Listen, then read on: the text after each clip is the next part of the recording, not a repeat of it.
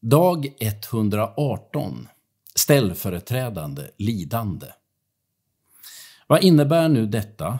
Om Gud är för oss, vem kan då vara emot oss? Han som inte skonade sin egen son utan utlämnade honom för att hjälpa oss alla. Varför ska han inte skänka oss allt med honom? Romarbrevet kapitel 8, vers 31 och 32. Det är inte Gud som dödar Jesus istället för att döda oss.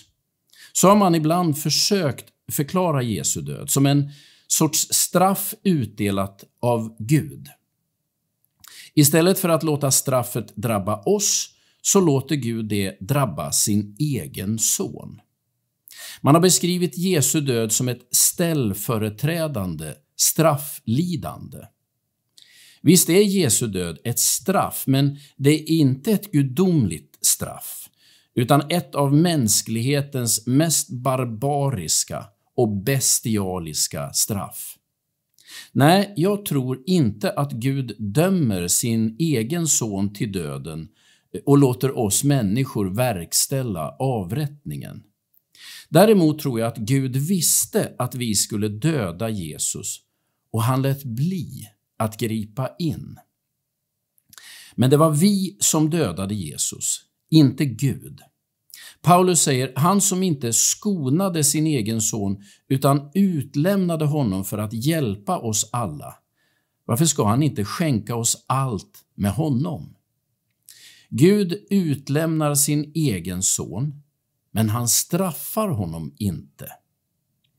Ändå tror jag att man kan beskriva Jesus som vår ställföreträdare.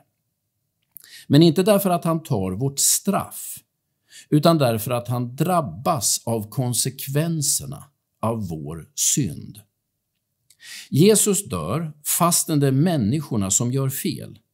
På det sättet kan man ju säga att han dör i vårt ställe, alltså att han är vår ställföreträdare. Han döms till döden på grund av ren avundsjuka. Han är helt oskyldig men väljer att inte försvara sig. När människors feghet, avundsjuka eller kortsiktighet slår snett, då är det Jesus som drabbas och som låter sig drabbas. På det sättet tar han konsekvenserna av vår synd istället för att vi får ta den själva. Paulus skriver i Romarbrevet 6 och 23. Syndens lön är döden, men Guds gåva är evigt liv i Kristus Jesus, vår Herre. Men den som dör för vår synd är inte vi, utan Jesus. Och det vi blir erbjudna istället för döden är evigt liv. Guds välsignelse över dig den här dagen.